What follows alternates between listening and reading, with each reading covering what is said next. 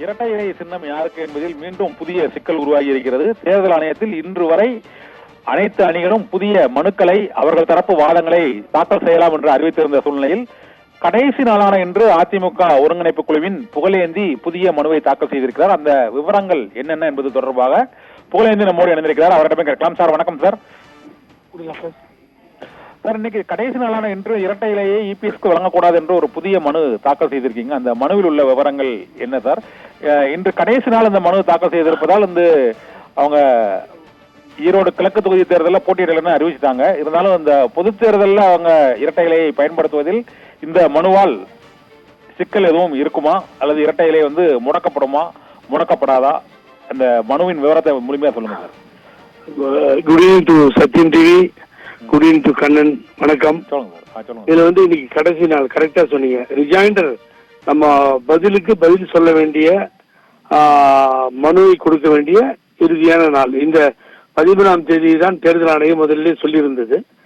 இப்ப நம்ம என்ன சொல்ல வரோம்னு சொன்னீங்கன்னா, இந்த 13ஆம் தேதியில இன்னைக்கு நம்ம ஃபைல் பண்ணிருக்க அந்த ரிஜாயிண்டர்ல பதில் மனுல தேர்தல் ஆணையத்துக்கு ஏற்கனவே நீங்க பெரிய தப்ப பண்ணிட்டீங்க.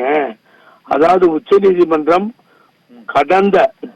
கடந்த ஈரோடு தேர்தல்ல இரட்டை இலைய பயன்படுத்திக்கலாம், ஆனா பிரிசிடியம் சேர்மனை போட்டு பயன்படுத்த பின்னாடி அதை யாருக்கும் கொடுக்க கூடாதுன்னு உத்தரவு போட்டோம். நீங்க உச்ச நீதிமன்ற உத்தரவை மீறி நீங்க நாடாளுமன்றத்துல அந்த இரட்டை இலையை கொடுத்துட்டீங்க பழனிசாமிக்கு. அது மிகப்பெரிய தவறு, violation of supreme court order. அந்த தவறை மீண்டும் நீங்க பண்ணீங்கன்னா நாங்க திரும்பவும் கோர்ட், அதாவது கண்டெம்ட் கோர்ட், அதாவது கோர்ட் ஆணையை மீறினதா சொல்லி வழக்கு போடுவோம், கோர்ட் ஆணையை மீறப்பட்ட வழக்கை தொடருவோம் அப்படிங்கிறத மென்ஷன் பண்ணி, அதோட மாத்திரம் இல்லை சார். இப்போ ஒரு முக்கியமான பாயிண்ட் நான் பாயிண்ட் அவுட் பண்ணிருக்கேன். என்னன்னு கேட்டீங்கன்னா, ரொம்ப நீட்டா இப்ப தூக்கி இரட்டை இலையை நடுவில் தப்பா கொடுத்துட்டாங்க. அதனால ஏற்படுற இழப்பை யார் ஈடு செய்ய முடியும்? நாளைக்கு சப்போஸ் இந்த கேஸ்ல பழனிசாமிக்கு எதிர்ப்பா தீர்ப்பு வழங்கப்பட்டா பெண்டிங் சிவில் சூட்ல, அப்ப இந்த இடைக்கால இழப்பை யார் சரி செய்ய முடியும்? ஆகவே டிஸ்பியூட் இருக்கும்பொழுது தூக்கி கொடுக்கறதுங்கிறது தவறான ஒரு முடிவு. தவறான முடிவை நாட் அப்ளைடு த மைண்ட். நீங்க தப்பு பண்ணிட்டீங்க, ஆகவே திருப்பியும் அந்த தப்பை பண்ணிடாதீங்க. சுப்ரீம் கோர்ட் எப்பெல்லாம் சொன்னிச்சு கொடுக்க கூடாது, சுப்ரீம் கோர்ட் சிவில் கோர்ட் தான் முடிவு பண்ணணும், சிவில் சூட் பெண்டிங் இருக்க முடிவு பண்ணணும்ன்றத அந்த பூரா தீர்ப்பையும் அட்டாச் பண்ணி நான் இதை கிளியரா சொல்லிட்டேன். நீங்க திருப்பி ஏதாவது தப்பு பண்ணீங்கன்னா வேற வழி இல்லை. நான் போட்ட கேஸ்ல கண்டெம்ட் நாட் பிரஸ்டு நவ் அப்படின்னு தான் இருக்கு. ஆகவே திரும்பி நான் கோர்ட் அவமதிப்பு வழக்க தொடர முடியும், 2 இடத்துலையும் தொடருவேன். ஆகவே எந்த காரணத்தை கொண்டும் நீங்க கண்ணன் சார் சொன்ன மாதிரி ஃபியூச்சர்ல கட்சி பெயரையோ கட்சிக்கு சம்பந்தப்பட்ட சிம்பிளையோ எடப்பாடி பழனிசாமிக்கு கேஸ் முடிகிற வரைக்கும் கொடுக்க கூடாது அப்படிங்கிறது தெளிவா சொல்லியிருக்கேன். Okay sir. ஆனால் இப்போ இந்த ஈரோடு கிழக்கு தொகுதி இடைத்தேர்தலில் அதிமுக புறக்கணிக்கும் நீங்க அது அன்னைக்கே சொன்னீங்க நீங்க அது. ஆனா அதே மாதிரி புறக்கணிச்சாங்க. உங்களுக்கு தான் ஃபர்ஸ்ட் சொன்னேன்னு நினைக்கிறேன் சார். இப்போ 2 பேருக்கும் ஒரு அண்டர்ஸ்டாண்டிங் இருக்குதா நினைக்கிறீங்களா சார்? இதுல எதுவும் சார் பிஜேபியும் புறக்கணிச்சுட்டார். இல்ல, பிஜேபியும் எடப்பாடி பழனிசாமி ஒன்னாதான் இருக்காங்க. உங்களுக்கு அதுல டவுட்லாம் வேண்டாம். இது சொல்லி பாரதிய ஜனதா கட்சியினுடைய ஆபரேஷன் நடக்குது. அதுல எடப்பாடி பழனிசாமியை நிக்க வேணாம்னு சொன்னது அவங்க. இவர் எடப்பாடி பழனிசாமியை பொறுத்த வரைக்கும் இந்த இடி, இன்கம் டாக்ஸ், சொந்தக்காரங்க ரைடு இதுக்கெல்லாம் பயப்படுறாரு.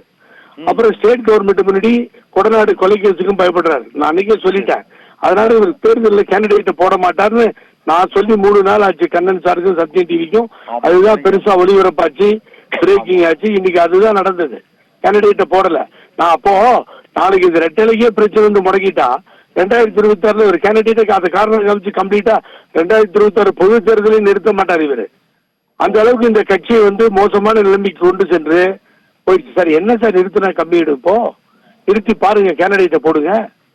போட்டு அது என்ன ஓட்டு மட்டுமே எப்படியும் நீங்க தேர்தல் அராஜகன்னு சொல்ல போறீங்க திமுகவை. அது அந்த நேரத்தில் சொல்லிட்டு போங்களேன், தேர்தல் முடிஞ்ச பின்னாடி. ஆகவே ஜனநாயகத்தில் ஒரு வேட்பாளர் உயர்நீதிமன்றம் உள்ள கடுவு இன்னோட முடியுது. ஆனா இந்த இரட்டையில யாருக்குங்கிற முடிவை தேர்தல் ஆணையம் எவ்வளவு நாளைக்குள்ள அறிவிக்கணும் சார்? அது இன்னைக்கு கடைசியா லாஸ்ட் ரீஜாயிண்டர் எல்லாம் வாங்கி பார்த்துட்டு கொண்டு போய் கொடுப்பாங்க. இது இங்க உயர் நீதிமன்றத்துல ஸ்டே கொடுத்திருக்கிறத நம்ம ஒரு நியூஸை பார்த்தோம். அதை எழுந்து நான் போய் கேஸை போட்டேன். கேஸை போட்டு எனக்கு இந்த கோர்ட்டு சம்பந்தம் இல்லைங்க, என்ன ஏங்க இதுல பார்ட்டி பண்ணியிருக்கீங்க, நான் டெல்லி உயர்நீதிமன்றம் சார்பா போயிருக்கேன்னு அந்த எங்களுடைய வழக்கறிஞர் திருமூர்த்தி கொண்டு போய் கோர்ட்ல சொன்னாரு.